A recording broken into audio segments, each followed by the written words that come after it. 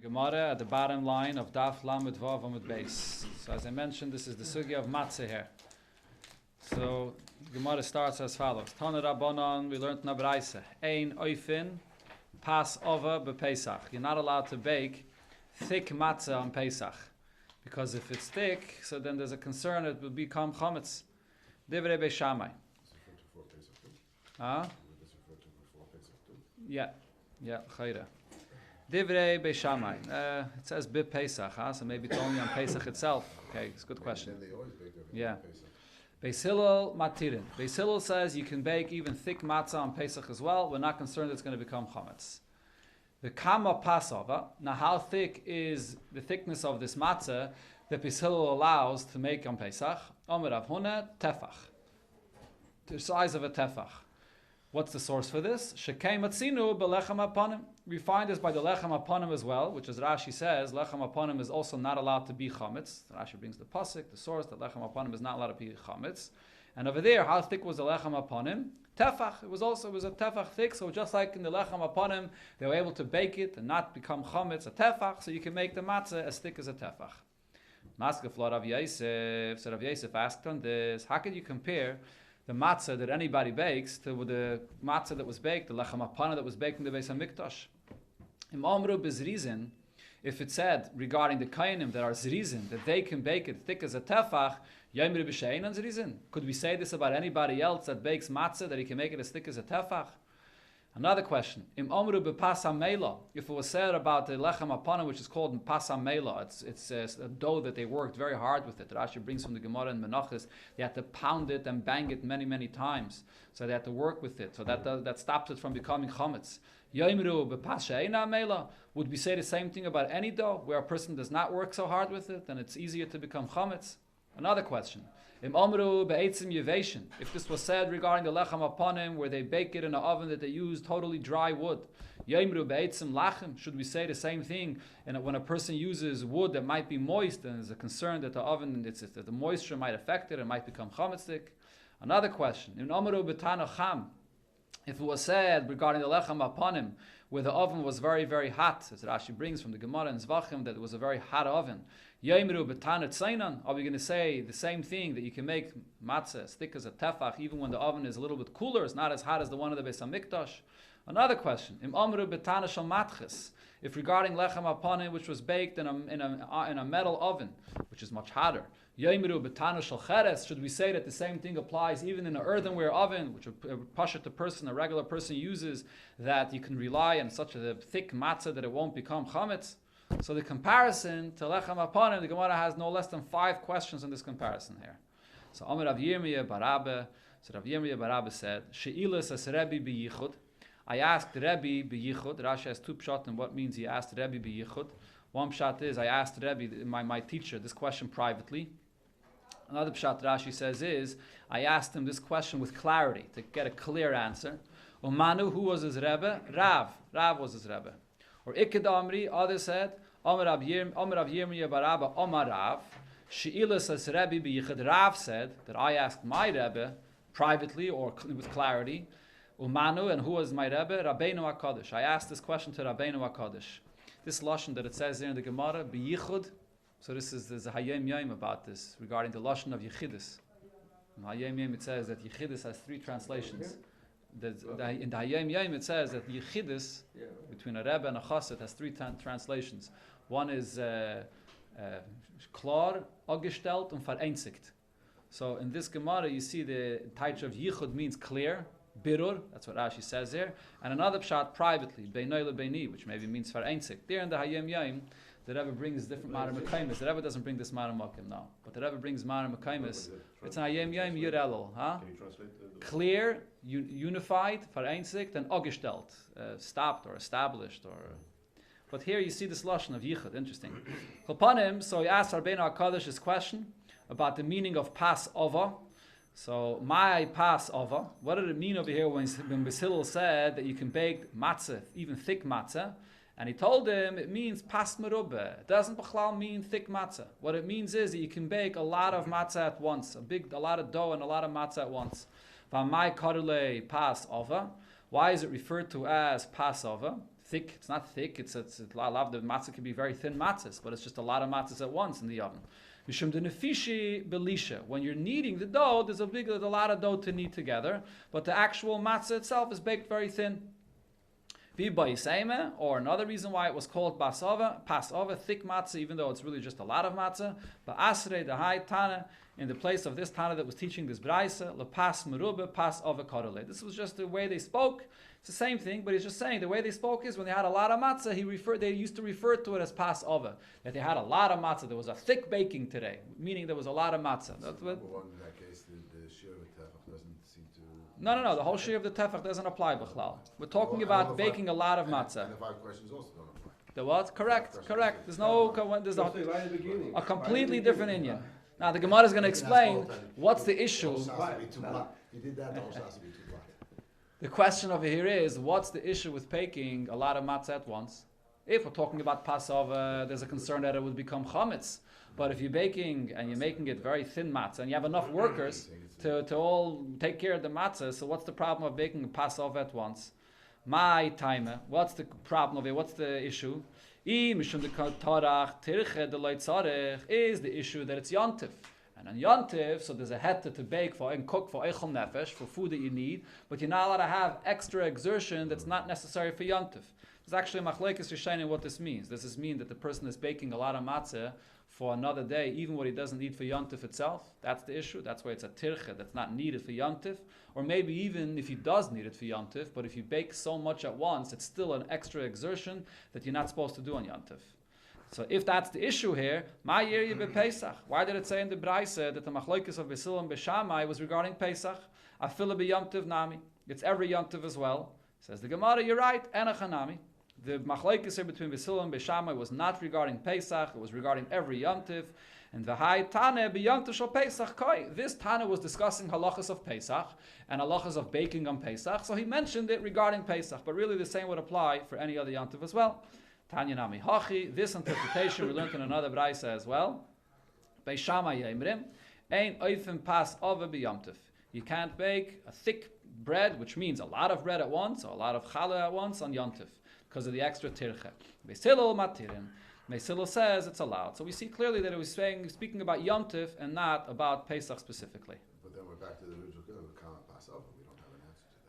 What's the amount of a lot of bread? Right, so we're not talking about thick, but we're talking about a lot. Right, what's this? When is it going to be considered more of a tirche? So according to those rishonim that say that it's as what you need, you're allowed. What you not only need for the day, you're not allowed. So we know what it is. If it's more than what you need for the day, but if you're allowed to bake more than what you need for this day, then I'm not sure what the amount is. So then you're allowed for whatever you need for the people that you're allowed. Yeah. So even talking about because it's the next day. You need. Right. Yeah. Tanur Rabbanon, we learned in Abraise, going back to the union of matzah, Yaitzim bepas nekiah, you can be Yaitzah, the mitzvah of matzah, even with very good, clean, white flour, even though it says lochem oini, but you can use the best flour. Ubehadra, on the other hand, you could also use coarse flour, which is mixed with whatever, for the full whole wheat flour. B'srikin hametziyarim bepesach, and you could also make designs on your matzah on Pesach. And you could eat that, and you could be able to the mitzvah of matzah with this. Although it was said that when you bake matzah, you shouldn't be making shapes and pictures on your matzah that you're baking. But b'diavad, if you did, and you ate it for the matzah, you're yaitza. Now, what's the reason why you shouldn't? So the Gemara is going to explain it. He asked the Chachamim this question. Why aren't you allowed to make any pictures and shapes on the matzah that you bake in Pesach? So the Chachamim answered him, because to make all these pictures and shapes, so it takes time and it can become chametz. So this Baisis answered the Chachamim, but after Yasena B'tfus, but you could have a mold, and then you have it very exact with a mold, and it's very easy and it doesn't take time. So why can't you make it? Amrulai, they answered him, so Yaimru, then people will say, Kol asrike nasurin. If you're making any of the designs without a mold, that's not allowed. Srike baisis, and the mold that you have, that you baisis have, metarin, that's allowed. So we can't make such a distinction. If you're going to say that one type of shapes that you make is allowed and others are not allowed, loy plug. Chachamim said no shapes on matzahs because someone might come and take time making these shapes, and therefore it could become chametz. Amar Rabbi Elazar bat Tzaddik. Pam achas nechnasti acha abba lebeis Rabbi Gamliel. I once followed my father into the house of Rabbi Gamliel. Ve'eviu lefonav srikin hametzuyarim bePesach, and they served these matzahs that were with shapes, were made with pictures on Pesach. Amarti, so I said, Abba, my father, loy kach omer chachamim. Didn't chachamim say, ein eisen srikin hametzuyarim bePesach, that you're not allowed to make these shapes on the matzah on Pesach? So how are they serving this kind of matzah? Amali, my father answered me, Bini, my son, loy shel kol adam amru. When they said you shouldn't be allowed to make the shapes on the matzah, they weren't speaking about individuals that are making these shapes. Ela shel nachtoimin amru. They only said it regarding the bakers. The bakers, those are the ones that when they sell, so they have to make it exact. They're selling it, it has to be perfect and exact, so that might take time, that's not allowed. A private person that's making these shapes, he's not so careful that it has to be exact, so that's allowed because that doesn't take so much time. That's one pshat. Now the Gemara says the opposite. Ikidamri. Now the others say it to the contrary. This is what his father answered him. When they said not to make these shapes, they weren't talking about a baker, because a baker probably has a mold and a baker is professional and knows how to do it. Ela shel kol adam. They were referring to every person that's making his shapes and is not professional, so it'll take more time. Amar Rabbi Yosi says, Eisen srikin kimin rikikin. Ve'ein eisen srikin kimin gluskais. If you have rikikin, which is basically like our matzahs, very thin matzahs, on that, because it doesn't become chametzik very quickly, so therefore you're allowed to make shapes. But when you have matzahs that are made thicker, like a loaf, on that you're not allowed to make shapes, it becomes chametz quicker, so here there's a concern that it could become chametz. Tanei Rabbanan, we learned in a braisa, or actually the Bach says this is not a braisa, this is a Mishnah in Masechta Challah, where it discusses not the halachas of matzah, but the halachas of challah. What kind of a bread is chayiv in challah? And here, the discussion of the Gemara regarding challah and the discussion regarding matzah is the same. And the reason is because it says lechem oini. To be chayiv in the mitzvah of challah, it has to be lechem. To be yaitze the mitzvah of matzah, it has to be lechem. So the Gemara here will discuss various different cases whether it could be considered to be bread. Hasuvganin, if the dough is made in such a way that it comes out like a sponge cake. V'haduvshanin, or it's made like a honey cake. V'skiritin, or the dough is made like a wafer. V'chalas hamaseres, and the challah that's made in a maseres, which is a frying pan. V'hameduma, or challah that's mixed chulin and truma together. There's a mixture of chulin and truma, so all of these peturim min challah. They're all patur of challah. So the Gemara will focus now on challah hamaseres. My chalas hamaseres. What does this mean? The challah in a frying pan. Amar Rabbi Shua ben Levi. So Rabbi Shua ben Levi says, Zeh cholot shel bali batim. This is what the people make. They bake, they fry in a pan, or they boil it in a pan, and that's the kind of a challah that doesn't have the halacha of a challah. It's just something like cooked in a pot, and therefore there's no mitzvah of challah, and you can't be yetzer the mitzvah of matzah either. Amar Reish Lakish says, halalu. All of the things mentioned here in this braisa. So he's not only referring to chalas hamaseres, he's saying b'chlal. The different things mentioned in this Mishnah actually are all maise ilfis. These are different things that are cooked or baked in a pot. It's not placed inside an oven. In those times, how did they bake in an oven? They heated up the oven and then they pasted it on the wall of the oven. But all of these things that we're talking about over here are maise ilfis. These are things that are baked in a pot. Rabbi Yochanan Amar, or in a frying pan. Okay, in a frying pan. But Rabbi Yochanan says, Maise ilfis chayavin. No, if it would be things that are fried in a pan, they would all be chayiv. V'halalu she'asam b'chama. All these things that are mentioned here in the Braisa, whether it's the sponge cake or the honey cake or the wafers, all these things mentioned there, they're all because they're baked by the heat of the sun. That's the issue. But if it's baked in a frying pan, it's not an issue. Is part of that? No, meduma is a separate thing, right? He's speaking about the other things besides meduma. Now, there's a big machlekes Rishonim how to learn this machlekes between Reish Lakish and Rabbi Yochanan. According to some Rishonim, the Gemara here is talking about a regular thick dough, like you make a dough for a challah. And you could be pasted in an oven, the way it's usually baked in an oven, or you can take that and put it in a frying pan, and you have the fire under the pot or under the pan, like it always is, and you bake it there in that way. Other Rishonim say what this Gemara is talking about is that the batter of the dough is not a regular batter. It's a liquidy batter, like we have a batter of a cake. And therefore, it's not being pasted on the wall because it can't be pasted on the wall. That's why it's being baked in this frying pan. And that's what we're talking about here. I believe that's the way most Rishonim learn this Gemara, that we're talking about a more liquidy batter. And therefore, it could be negeya today as well. Be negeya to all the cakes and things that we bake in the oven today. We're baking them inside an oven, but we put them in a pan that has walls because it's liquidy. Otherwise, you can't paste it to the wall. So it could be that everything we're speaking about over here, Maisa Ilfis, is the way we bake today cakes in an oven. And because of this, there's a big shaila when you get to the halacha of separating challah. Do you have to separate challah from all cakes?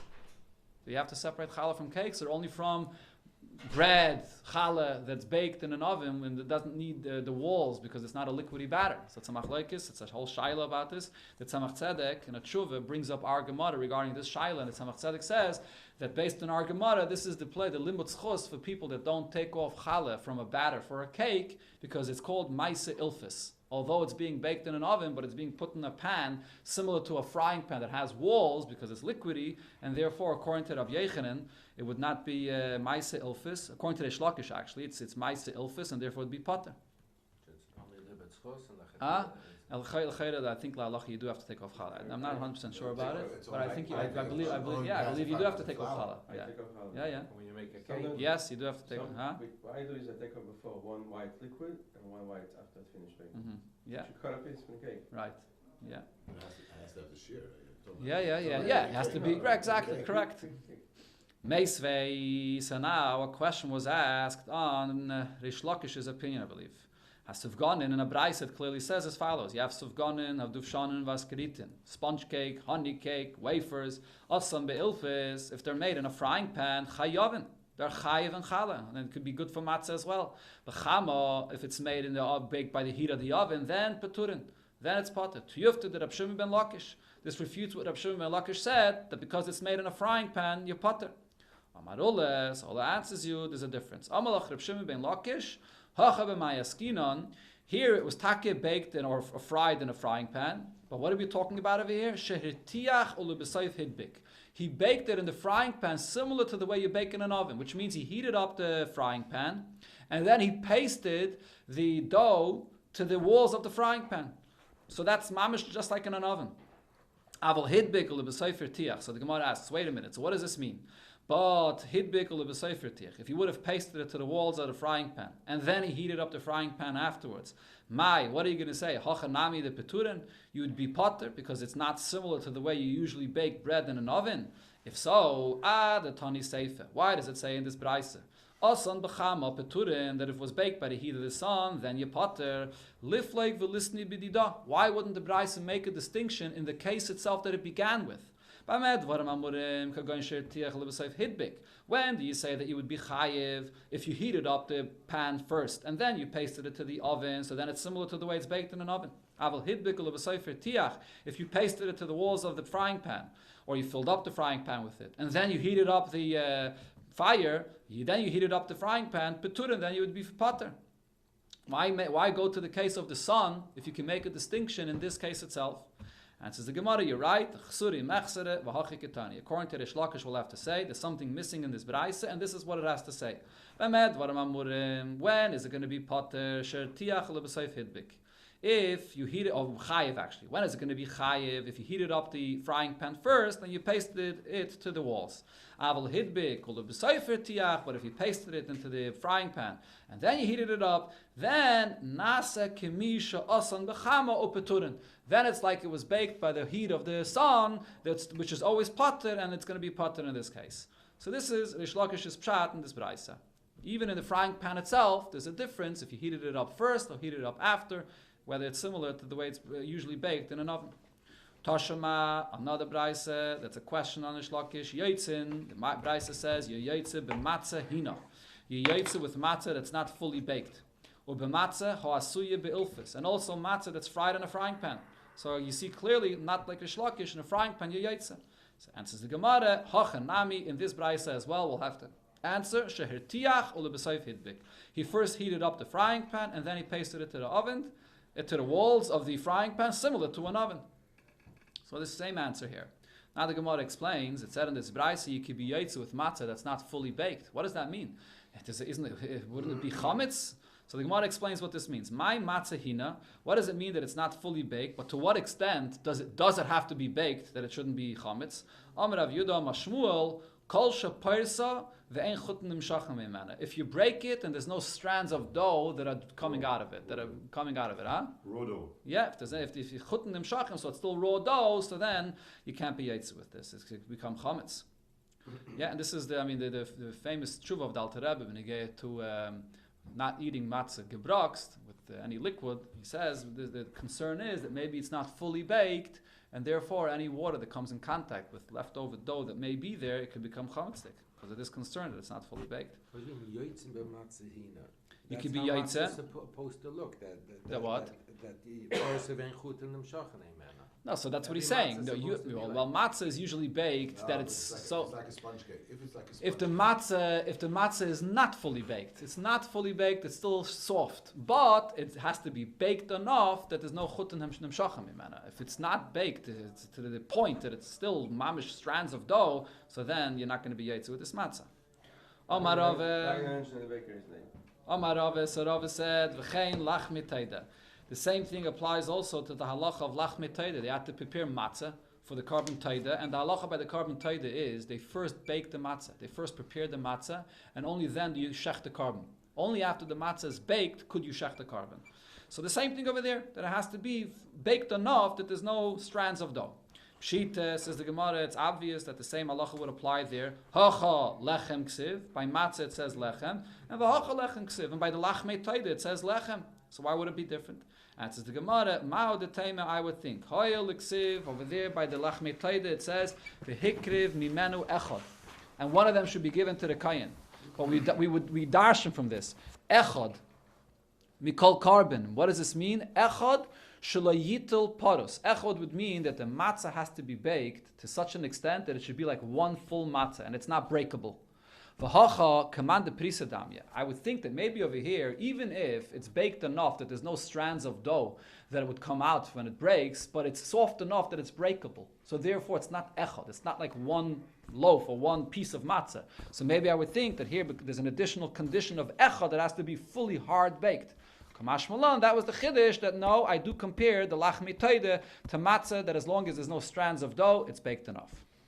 Meisvei, going back to the machlokes of Rabbi Yechanan and Rish Lakish, now the Gemara has a question on Rabbi Yechanan. We learned in the Braisa, Hami Isa, so the bread or the matzah that's baked in a frying pan, Beishamai Paitrin, Beishamai says it's potter from challah, and Beisilol Mechayvin. Beisilol says it's chayiv and challah.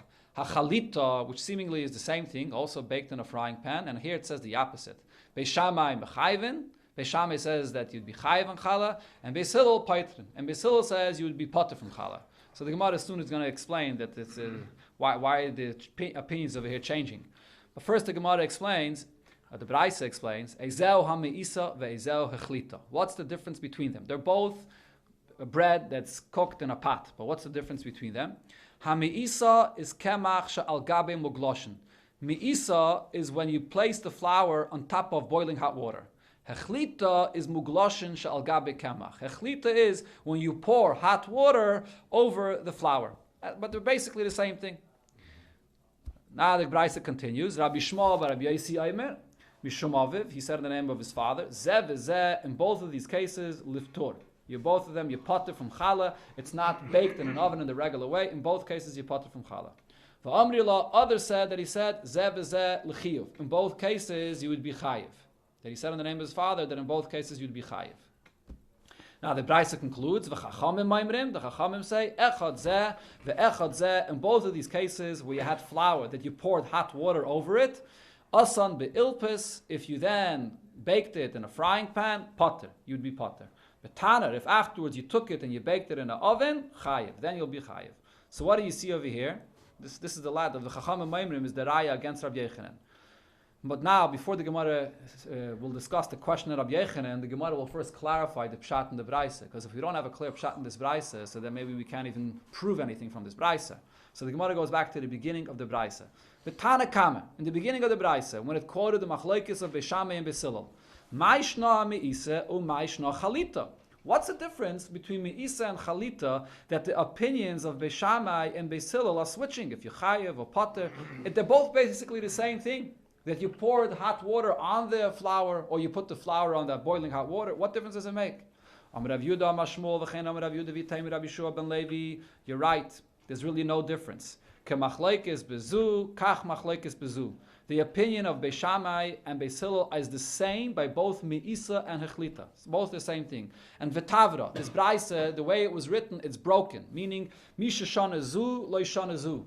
The one that said that the Machlokes that Beis Shammai patters is not the one that says that Beis Shammai is Mechayev. It's two different opinions in the same Braisa, and the one that says that Beis Shammai said it's potter would be potter in both cases, and the one that says Yechayev would be Chayev in both cases. That's the pshat in the beginning of the Braisa.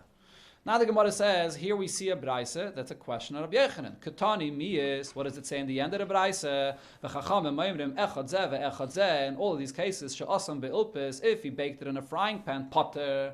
Betaner, only if it's baked in an oven, chayev. To yufta the Rabbi Yechanan, this refutes what Rabbi Yechanan said, that even in a frying pan you'd be chayev.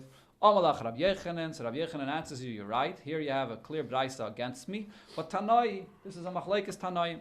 The Tanya, because we learned in another Braisa. Yachol, Yehei, Me'isa, V'chaluta, Chayavim, B'chala. I would think that Me'isa, V'chaluta, which again is flour that was placed into boiling hot water, or boiling hot water was placed on the flour, I would think that you'd be Chayav and Chala. Talmud Loima, Lechem. The Torah says that you have to give Chala only from bread, and this does not qualify as bread. Rabbi Yehuda says, Ein Lechem, Ela Ha'ofoi B'taner. Bread is only if it's being baked in an oven. So the Gemara now says, what is this machlekes here? Rabbi Yehuda, Haina Tanakama. They both seem to be saying the same thing, that it has to be baked in an oven. Elalav, don't you think what's the machlekes? Maise ilfis ikke benayu. The difference between them is when you then went and baked it in a frying pan. Tanakama sava maise ilfis chayavin. The Tanakama says that you would be chayiv. It's only when you boiled it in water, you took the flour and you boiled it in water, then you're going to be potter. But if you took the dough and you pasted it into the walls of a frying pan, so you'd be chayiv. But Rabbi Yehuda saw, and Rabbi Yehuda holds myself is paturin, that in a frying pan you potter. He says, no, it has to be dafke in an oven. So this is Rabbi Yechanan's source that bread that's baked in a frying pan is a machlokes. Says the Gemara, no, there's no raya necessarily from here. Loi, the kula alma, I can say everybody agrees, myself is paturin. Bread that's baked in a frying pan would be potter. And v'hacha, what is their argument here? Kagon shechazar v'ofay betaner. It was first cooked with boiling hot water, and then it was baked in the oven. Kamifligi, that's what they're arguing about. If you first cooked it, and then you went and baked it. The Tanakama says, Kivin shechazav v'ofay betaner lechem karinen bei. Even though you first cooked it with boiling water, but then if you put it into the oven afterwards to finish its baking, it's called bread. Rabbi Yehuda says, Ein lechem elo ha'ofay betaner me'ikara.